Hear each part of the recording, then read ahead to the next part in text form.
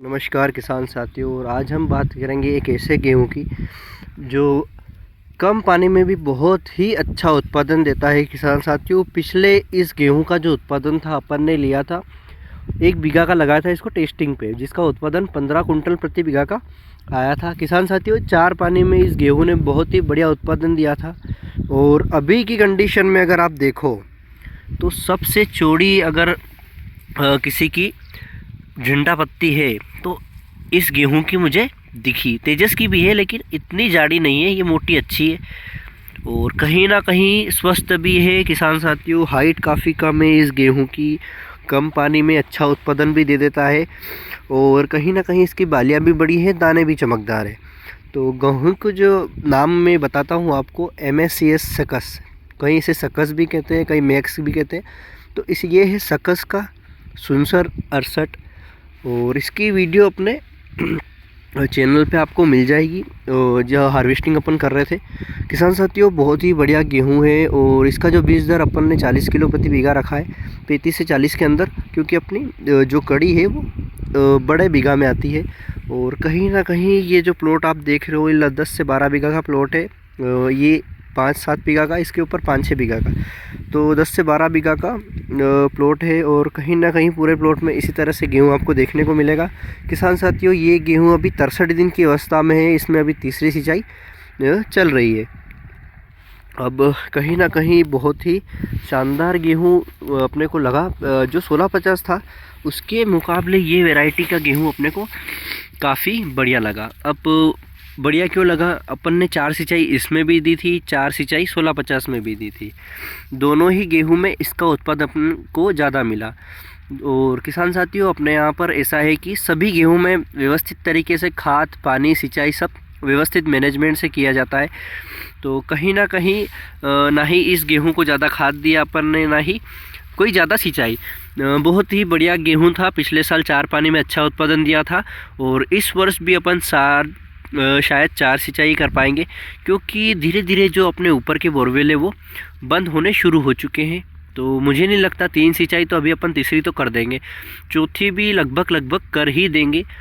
अब एक जो मेन सिंचाई होती है, जब दाने भराते हैं, मतलब दाने चढ़ते हैं, तो वहाँ पर एक मेन सिंचाई चाहिए होती है और वो सिंचाई अपन शायद ही कर पाएंगे। अब ऐसे कंडीशन में अपना गेहूं क्या उत्पादन देता है ये अपन को भविष्य में आगे पता चलता है। अब कहीं ना कहीं पिछले साल भी ऐसा ही हुआ था, लेकिन इसका जो उत्पादन था वो बढ़िया मिला, तो अपन ने इसको फिर से लगाया, इसको हटाया नहीं। इसकी जगह यहाँ पर अपने पिछले साल GW 513 लगाया था, जिसका उत्पादन अपन को इसके मुकाबले कम मिला था। तो इसी के लिए उसकी बुआई अपन ने इस वर्ष नहीं की। और ये सकस जो है अपना सुनसर 68, ये अपन ने लगाया है। बहुत ही बढ़िया गेहूं लगा।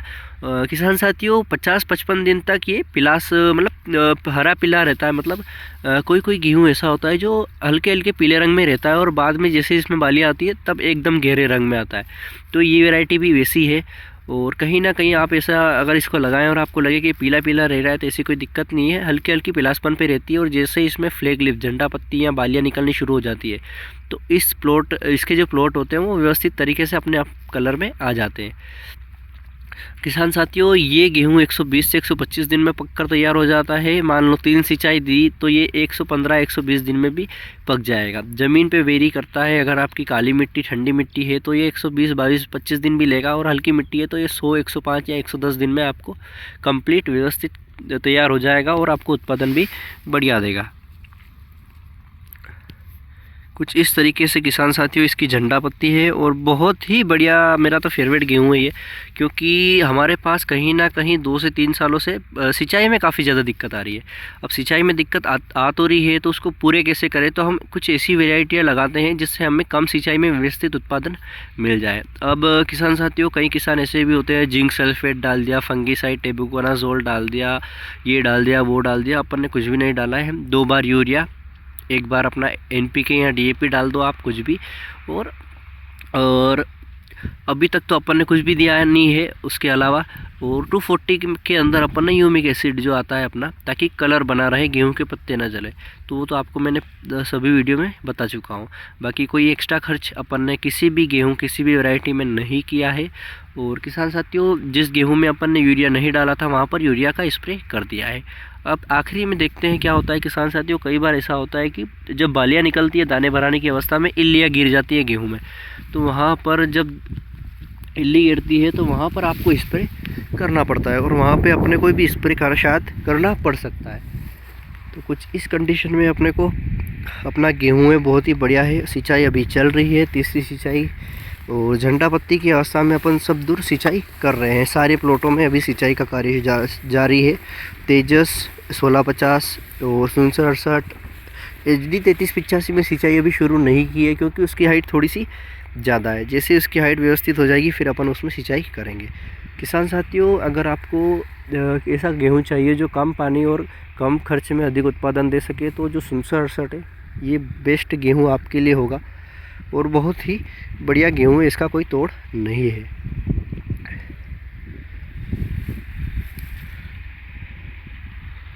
पूरा प्लॉट आप कुछ इस तरीके से इसमें देख सकते हैं। झंडा पत्ती पूर्णतः निकल चुकी है और बढ़िया गेहूँ है, कोई तोड़ नहीं है। फिलहाल की कंडीशन में 5 से 6 दिनों से अच्छी ठंड पड़ रही है, और ठंड के चलते गेहूँ में जो हल्का फुल्का पीलासपन था वो भी दूर हो चुका है।